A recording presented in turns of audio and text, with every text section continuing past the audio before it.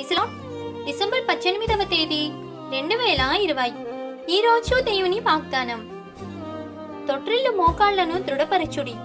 యెషయా గ్రంథము 35వ అధ్యాయం 3వ వచనం. నీ ముందున్న యుద్ధపు రంగంలో నీవు బలంగా పోరాడాలి అంటే మోకరించి ప్రార్థన చేయాలి. క్రైస్తవ జీవితంలో మోకాళ్ల ప్రార్థన చాలా విలువైనది. దేవుని సన్నిధిలో మోకరించడం అంటే నీవు తగ్గింపు స్వభావంతో ఉన్నావు అని అర్థం. మోకాళ్ల ప్రార్థన చాలా బలమైనది. నీ దేవుని ముందు మోకరించడానికి నీవు అసలు సిగ్గుపడకూడదు.